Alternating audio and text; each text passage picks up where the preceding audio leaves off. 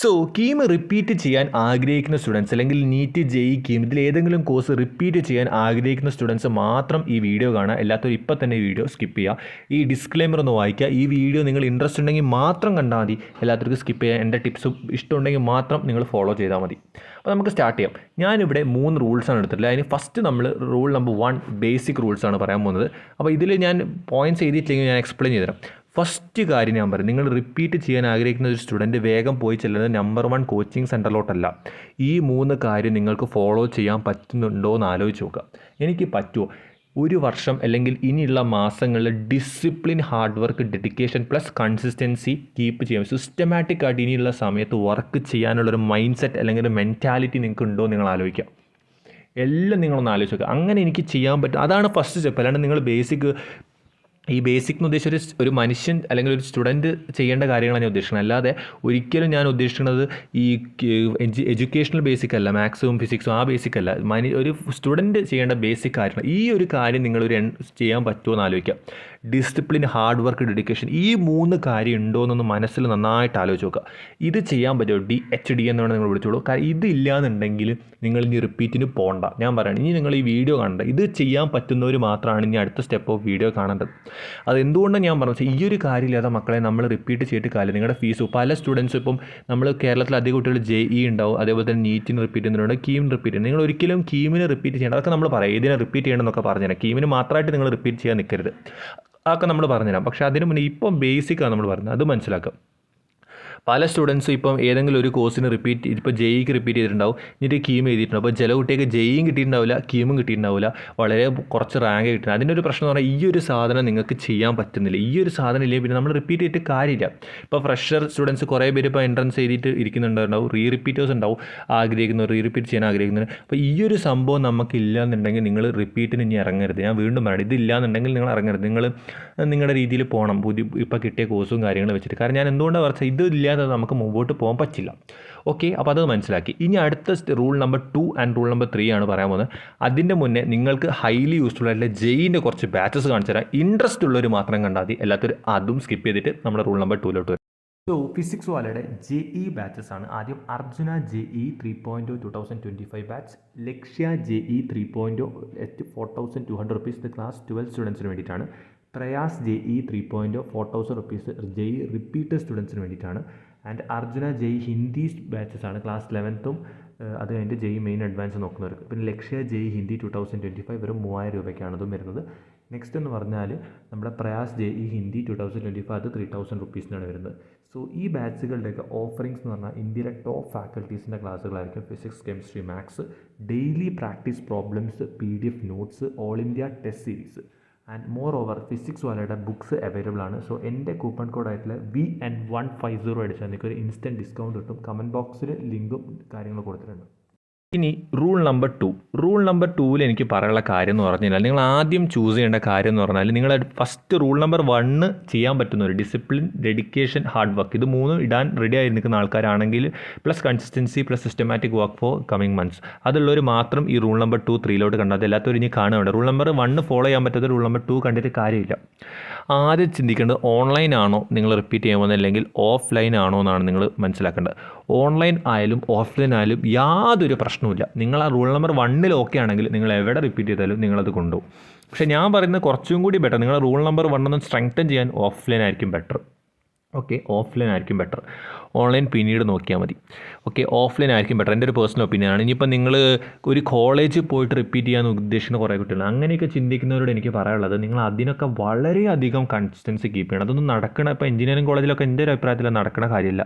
വളരെ 2% ഓഫ് അല്ലെങ്കിൽ ഒരു 1 എത്ര ഒരു ചെറിയ ശതമാനം ആൾക്കാർ ചിലപ്പോൾ അത് ചെയ്ത് സക്സസ്ഫുൾ ആയിട്ടുണ്ടാവും. പക്ഷെ അത് ഇമ്പോസിബിൾ ആയിട്ടുള്ള കാര്യം തന്നെയാണ് സത്യം പറഞ്ഞത്. കാരണം നമുക്ക് പല സമയത്തും മൈൻഡ് മാറും. എന്നെ കഴിഞ്ഞ വർഷം ഇപ്പോൾ GEC എന്നായിക്കോട്ടെ, CET എന്നൊക്കെ കുറേ സ്റ്റുഡൻസ് വിളിച്ചിട്ടുണ്ടായിരുന്നു JE എഴുതാനും. അല്ലെങ്കിൽ ഇപ്പം GC തന്നെ പ്രൊഡക്ഷൻ കിട്ടിയൊരു സ്റ്റുഡൻറ്റിനെ വിളിച്ചിട്ട് ആൾ പറഞ്ഞിട്ടുണ്ടായിരുന്നു ആൾക്ക് കോഴ്സ് മാറണം, കോളേജ് ഇഷ്ടമായി ദോഷം. പക്ഷേ ആൾ പിന്നെ അത് മാറ്റി. കാരണം ആളെയും കുറ്റം പറയില്ല. കാരണം ആൾ എന്താ വെച്ചാൽ എന്ത് മനസ്സിലാക്കി, ആൾ കോളേജിൽ വൈബൊക്കെ കിട്ടുമ്പോൾ നമ്മൾ ഓട്ടോമാറ്റിക്കലി മാറും. കോളേജിൽ അത്യാവശ്യം വൈബും ഫ്രണ്ട്സൊക്കെ സെറ്റാകുമ്പോൾ നമുക്ക് പിന്നെ, അപ്പോൾ അതുകൊണ്ടാണ് ഞാൻ പറഞ്ഞത്. അപ്പോൾ കോളേജിൽ പോയിട്ടുള്ള റിപ്പീറ്റ് എന്നൊക്കെ പറഞ്ഞാൽ അത് അധികം ഇമാജിനറിയിലേക്ക് പോകുന്ന ചാൻസ് സക്സസ്ഫുൾ ആണ്, പക്ഷേ വളരെ ചെറിയ പെർസെൻറ്റ്. അപ്പോൾ നിങ്ങൾ എപ്പോഴും റിപ്പീറ്റ് ചെയ്യുകയാണെങ്കിൽ ഫ്രീ ആയിട്ട് റിപ്പീറ്റ് ചെയ്യാനാണ് ശ്രമിക്കേണ്ടത്. അപ്പം ചിലപ്പോൾ പാരൻസ് സമ്മതിക്കാത്ത കുറേ പ്രശ്നങ്ങളുണ്ടാകും. അപ്പോൾ നിങ്ങൾ ഓൺലൈനാണോ ഓഫ്ലൈനാണോ എന്ന് ആദ്യം ഒന്ന് ചൂസ് ചെയ്യുക. അതിനുശേഷം കേരളത്തിലെ നമ്പർ 1 ഇൻസ്റ്റിറ്റ്യൂട്ടിലോ, ഞാൻ പറയാം, കേരളത്തിലെ നമ്പർ 1 ഇൻസ്റ്റിറ്റ്യൂട്ടിലോ നമ്പർ 2 ഇൻസ്റ്റിറ്റ്യൂട്ടിലോ അല്ലെങ്കിൽ ഏറ്റവും കൂടുതൽ റിസൾട്ട് ഉള്ള ഒരു ഇൻസ്റ്റിറ്റ്യൂട്ടിലോ നിങ്ങൾ പഠിച്ചതുകൊണ്ടോ അല്ലെങ്കിൽ ഏറ്റവും കൂടുതൽ മാർക്കറ്റിംഗ് ചെയ്യുന്ന ഇൻസ്റ്റിറ്റ്യൂട്ടിൽ നിങ്ങൾ പഠിച്ചുകൊണ്ടോ ഒരു കാര്യമില്ല. ഞാൻ പറയല്ലോ, അവർ ടോപ്പാണ്, അവർ കുറേ സ്റ്റുഡൻസ് ഉണ്ട്, അവർ കുറേ റാങ്ക് ഉണ്ട്, അങ്ങനെയൊന്നും നിങ്ങൾ നോക്കിയിട്ട് കാര്യമില്ല. അതൊന്നും നിങ്ങൾ നോക്കിയിട്ട് കാര്യമില്ല. നിങ്ങൾ മനസ്സിലാക്കേണ്ട കാര്യം എന്ന് പറഞ്ഞു കഴിഞ്ഞാൽ നിങ്ങൾക്ക് ആ റൂൾ നമ്പർ 1 ഉണ്ട്. അതേപോലെ തന്നെ ഓൺലൈൻ ഓഫ്ലൈൻ നിങ്ങൾ ചൂസ് ചെയ്ത് കഴിഞ്ഞു, നിങ്ങൾ മനസ്സിലാക്കുക, നിങ്ങൾക്ക് കംഫർട്ടായിട്ട് തോന്നുന്ന ഒരു ഇൻസ്റ്റിറ്റ്യൂട്ട് നോക്കുക, അവർക്ക് റിസൾട്ട് ഉണ്ടോ നോക്കുക. ഞാനൊരു കാര്യം പറയുന്നത്, ഇപ്പോൾ കേരളത്തിൽ ഏത് ഇൻസ്റ്റിറ്റ്യൂട്ട് നിങ്ങൾക്ക് അറിയാം, ഞാൻ പേരൊന്നും പറയുന്നില്ല, ഇനിയിപ്പോൾ ഞാനത് മാർക്കറ്റിംഗ് ആക്കരുത്. കാരണം നിങ്ങൾ മനസ്സിലാക്കുക, ഇപ്പോൾ ഒരു സ്ഥലത്ത് ഇപ്പം 12,000 പേര്, വെറുതെ എക്സാം എടുക്കുക, 12,000 പേര് പഠിക്കുന്നുണ്ടെന്ന് വിചാരിക്കാം. അവിടെ ഒരു 500 പേര് ടോപ്പ് റാങ്ക് ഹോൾഡേഴ്സ് ആയി എന്ന് വെച്ചിട്ട് ഈ ബാക്കിയുള്ള കുട്ടികൾക്ക് അത് കിട്ടിയില്ല എന്നുണ്ടെങ്കിൽ നിങ്ങൾ മനസ്സിലാക്കേണ്ടത് എന്താണ്, ആ ഇൻസ്റ്റിറ്റ്യൂട്ട് അത്രയും ഫെനോമിനൽ ആണെന്നല്ല അതിൻ്റെ അർത്ഥം. അതേപോലെ ഇനിയിപ്പോൾ ഇതിലും കൂടുതൽ കുട്ടികൾ പഠിച്ചിട്ട് ഒരു 100 പേർക്കാണ് കിട്ടുന്നതെങ്കിൽ അതും ഫെനോമിനൽ അല്ലെങ്കിൽ സൂപ്പർ എന്നൊന്നും പറയാൻ പറ്റില്ല. അപ്പോൾ നിങ്ങൾ മനസ്സിലാക്കണം, അവിടെ നമ്പർ ഓഫ് സ്റ്റുഡൻസ് നോക്കുക, നമ്പർ ഓഫ് സ്റ്റുഡൻസ് കിട്ടിയ നോക്കുക, അത് നോക്കുക. പിന്നെ അതേപോലെ ഇപ്പോൾ ഒരു ഇൻസ്റ്റിറ്റ്യൂട്ടിൽ ഒരു 150 കുട്ടികൾ പഠിച്ചിട്ട് അവിടെ ഒരു 20 കുട്ടികൾ കയറി കഴിഞ്ഞാൽ അതിൻ്റെ പെർസെൻറ്റേജ് നോക്കിയാൽ ഇതാണ് സൂപ്പർ. അപ്പോൾ നിങ്ങൾ മനസ്സിലാക്കണം, ആ ഇൻസ്റ്റിറ്റ്യൂട്ട് ചിലപ്പോൾ അത് വലിയ പേരൊന്നും ഉണ്ടാവില്ലേക്ക് ഇൻസ്റ്റിറ്റ്യൂട്ടിന്, അത് നിങ്ങൾ വീണ്ടും നിങ്ങളടുത്ത് പറയണം, വലിയ പേരിലെ ഇൻസ്റ്റിറ്റ്യൂട്ട് ആയിരിക്കില്ല. പക്ഷേ നിങ്ങൾ എപ്പോഴും മനസ്സിലാക്കുക, അങ്ങനെ കുറേ ഇൻസ്റ്റിറ്റ്യൂട്ട് നമ്മുടെ നാട്ടിലുണ്ട്. എപ്പോഴും ഏറ്റവും ഹൈ ലെവൽ ആഡ് ചെയ്യുന്നതും ഹൈ ലെവൽ പ്രൊമോഷൻ ചെയ്യുന്ന ഇൻസ്റ്റിറ്റ്യൂട്ട് തന്നെ നിങ്ങൾ ചൂസ് ചെയ്യുന്ന ഒരു നിർബന്ധമില്ല. അപ്പോൾ നിങ്ങൾ അതും കൂടിയും ഒന്ന് നിങ്ങളുടെ മൈൻഡ് സെറ്റിൽ മനസ്സിലാക്കിയെടുക്കണം. അത് വളരെ ഇമ്പോർട്ടൻ്റ് ആണ്. അപ്പോൾ നിങ്ങൾ മനസ്സിലാക്കിയിട്ട് വേണം ജോയിൻ ചെയ്യാൻ. ഓൺലൈൻ ഓഫ്ലൈൻ ഫിക്സ് ചെയ്ത് കഴിഞ്ഞാൽ നിങ്ങൾ ഇൻസ്റ്റിറ്റ്യൂട്ട് നിങ്ങൾ തന്നെ ഫിക്സ് ചെയ്യാം. നമ്പർ 1 നമ്പർ 2 പഠിച്ചവർ മാത്രമൊന്നുമല്ല റാങ്കിൽ നമ്പർ 1 ആവുന്നത്, എപ്പോഴും മനസ്സിലാക്കുക. അവിടെയും കുറേ നമ്പർ ഓഫ് സ്റ്റുഡൻസ് എലിമിനേറ്റ് ചെയ്ത് പോകുന്നുണ്ട്. 10,000-20,000 കുട്ടികൾ പഠിക്കുന്നതിൽ 500 പേർക്ക് റിസൾട്ട് വരുന്നുണ്ടെന്ന് നിങ്ങൾ മനസ്സിലാക്കുക. എത്ര പെർസെൻറ്റേജ് ഉണ്ട് നിങ്ങളൊന്ന് കാൽക്കുലേറ്റ് ചെയ്ത് നോക്കുക. അപ്പോൾ അതും കൂടി മൈൻഡിൽ വെക്കുക. ചെറിയ ഇൻസ്റ്റിറ്റ്യൂട്ടിൽ പലരും ഉള്ളൊരു പ്രശ്നമാണ്. ഇപ്പോൾ എനിക്ക് അറിയുന്ന എത്രയോ കുട്ടികൾ ഈ വർഷം വിളിച്ച കുറേ കുട്ടികൾ ഞാൻ പോലും കേൾക്കാത്ത ഇൻസ്റ്റിറ്റ്യൂട്ടിൽ അവരുടെ നാട്ടിൽ പഠിച്ചിട്ടുണ്ട്, അവർക്ക് അത്യാവശ്യം റാങ്ക് ഉണ്ട്. JEE ക്രാക്ക് ചെയ്ത് കൂടി NITC കാലിക്കറ്റിലൊക്കെ പഠിക്കാൻ പോകുന്നുണ്ട്. അപ്പോൾ നിങ്ങൾ അതും കൂടി ഒന്ന് മനസ്സിലാക്കുക. അപ്പോൾ റിപ്പീറ്റ് ആ കാര്യം പറഞ്ഞു. നെക്സ്റ്റ് എന്ന് പറഞ്ഞാൽ ഞാനിപ്പം നമ്മൾ നേരത്തെ പറഞ്ഞ പോലെ തന്നെ നിങ്ങൾ മനസ്സിലാക്കേണ്ട ഒരു കാര്യമാണ്, എന്താണ്, എഡ്യൂക്കേഷൻ്റെ കാര്യം പറയും. അപ്പോൾ എഡ്യൂക്കേഷനെ നിങ്ങൾ സെലക്ട് ചെയ്യുക. പിന്നെ നിങ്ങൾ ആ ഇയറിൽ ഞാൻ പറഞ്ഞ പോലെ റൂൾ നമ്പർ 1 കൺസിസ്റ്റൻ്റ് ആയിട്ട് ഫോളോ ചെയ്തുകൊണ്ട് പോകാം. അതാണ് നമ്മുടെ അടുത്ത സ്റ്റെപ്പ്. ഇനി റൂൾ നമ്പർ 3 ഏറ്റവും ഇമ്പോർട്ടൻറ്റ് റൂളാണ്. പലരും കുറേ കാലം പഠിക്കും, അവസാനത്തെ 2 മാസം ഒന്നും പഠിക്കില്ല, എനിക്ക് കിട്ടും. അത് പോയപ്പോൾ ഈ ഒരു റൂൾ നമ്പർ 1, ആ റൂൾ നമ്പർ 1 നമ്മൾ DHD എന്ന് പറഞ്ഞ ആ റൂൾ നമ്പർ 1 നിങ്ങൾ എന്ത് ചെയ്യണം, കൺസിസ്റ്റൻ്റ് ആയിട്ട് ഈ റൂൾ നമ്പർ 3 വരെ ഫോളോ ചെയ്യണം. ഫിനിഷിങ്ങിൽ വരെ നിങ്ങൾ തലേ ദിവസത്തെ എക്സാമിൻ്റെ അന്ന് മാത്രമേ നിങ്ങൾ പഠിത്തം നിർത്താൻ പാടുള്ളൂ. അത് എക്സാമിന് ഇന്നിപ്പോൾ എക്സാമാണ്, ഇന്ന് രാവിലെ മോർണിംഗ് വരെ നിങ്ങളൊന്ന് റിവിഷൻ വരെ ചെയ്തിട്ടുണ്ടാവും. കൺസിസ്റ്റൻ്റ് ആയിട്ട് റിവിഷൻ ചെയ്യാൻ പറ്റണം. നിങ്ങളുടെ ഇൻസ്റ്റിറ്റ്യൂട്ട് പറയുന്ന പോലെ ഒന്നുമല്ല, നിങ്ങൾ തന്നെ കൺസിസ്റ്റൻ്റ് ആയിട്ട് റിവിഷൻ ചെയ്യാൻ നോക്കണം. ചിലപ്പോൾ ഇന്നിപ്പോൾ നിങ്ങൾ ഇത്ര ടോപ്പിക്ക് പഠിച്ചു, എന്ത് ചെയ്യുക, ഇന്ന് പഠിച്ച ടോപ്പിക്കിൻ്റെ കാര്യങ്ങൾ ഒരു ചെറിയ ബുക്കിൽ എഴുതി വെച്ചിട്ട് നിങ്ങൾ എന്ത് ചെയ്യുക, ഇന്ന് പഠിച്ച ടോപ്പിക്ക് റിവിഷൻ ചെയ്യുക, അതിൻ്റെ കൂടുതൽ റിവിഷൻ ചെയ്യുക. അല്ലെങ്കിൽ നാളെ ഏത് ടോപ്പിക്കാണ് എടുക്കാൻ പറ്റുന്ന ഒരു ഇൻഫോർമേഷൻ ഉണ്ടെങ്കിൽ നാളത്തെ ടോപ്പിക്കിന് വേണ്ടി പ്രിപ്പയർ ആവുക. നിങ്ങളുടെ രീതിയിൽ വർക്ക് വേറെ വേണം. ഞാൻ പറയല്ലോ, ഏതൊരു ഇൻസ്റ്റിറ്റ്യൂട്ട് ആണെങ്കിലും ഇനിയിപ്പോൾ നിങ്ങൾ പഠിച്ച് ഉരുട്ടി വായിൽ വെച്ച് തന്നാലും, ഞാൻ പറയുന്നത് കൊണ്ട് മനസ്സിലാക്കുക, അങ്ങനെ തന്നാലും ഒരു 50 അല്ലെങ്കിൽ മാക്സിമം പോയി ഒരു 60% ആവുന്നുള്ളൂ. ഇനിയിട്ടൊരു 20% നിങ്ങൾ പഠിക്കണം. ഓക്കെ, എന്നിട്ടൊരു 15% നിങ്ങൾ ഹാർഡ് വർക്ക് ചെയ്ത് നോക്കുക, പ്രാക്ടീസൊക്കെ റിവിഷൻ ചെയ്യുക. അതിനുശേഷം ഒരു 5% അല്ലെങ്കിൽ അറ്റ്ലീസ്റ്റ് ഒരു 2% എങ്കിലും നമുക്കൊരു ലക്കും കാര്യങ്ങളും ഇതിൽ ഇമ്പോർട്ടൻ്റ് ആണ്. ഞാൻ വിശ്വസിക്കുന്നത് അങ്ങനെയാണ്. ലക്കല്ല, ഹാർഡ് വർക്ക് ബീറ്റ്സ് ടാലൻ്റ് എന്നാണ്. പക്ഷേ വീണ്ടും പറയുന്നു, ആ ഒരു കാര്യം നമുക്ക് ചില സമയത്ത് ആവശ്യമുണ്ട്. നമുക്ക് ചില സിറ്റുവേഷൻസും കാര്യങ്ങളും വർക്കാണ്. ആ ലക്ക് എന്നൊരു ഫാക്ടർ എല്ലാ സ്ഥലത്തും ഒരു ചെറിയ ശതമാനം അത് ഇമ്പോർട്ടൻ്റ് ആണ്. എൻ്റെ ലൈഫിൽ, പലരുടെ ലൈഫിൽ അത് നിങ്ങൾക്ക് മനസ്സിലായിട്ടുണ്ട്.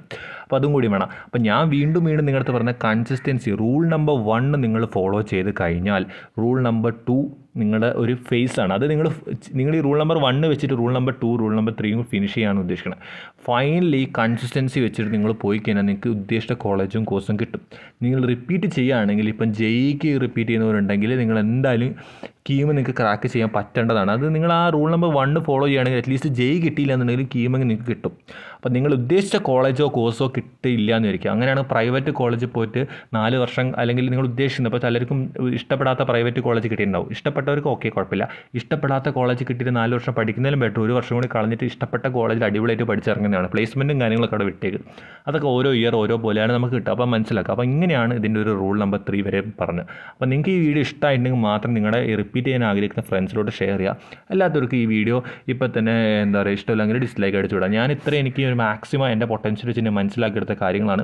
ഫോളോ ചെയ്യുക മക്കളെ, കൂടെ തന്നെ നിൽക്കുക, ചാനൽ സബ്സ്ക്രൈബ് ചെയ്തോളൂ ഇഷ്ടമുണ്ടെങ്കിൽ. ഇപ്പോൾ റിപ്പീറ്റ് ചെയ്യാൻ പോകുന്നവർ ഈ ഒരു കാര്യങ്ങൾ കൃത്യമായിട്ട് മനസ്സിലാക്കുക. നിങ്ങളുടെ കൂടത്തെ നിങ്ങൾ ചെയ്ത് ഹാർഡ് വർക്കും ഡെഡിക്കേഷനും ഡിസിപ്ലിനും ഉണ്ടെങ്കിൽ നിങ്ങൾക്ക് അത് എന്തായാലും കിട്ടും. സോ എന്ത് ഡൗട്ട് ഉണ്ടെങ്കിലും കമൻറ്റ് ചെയ്തോളൂ.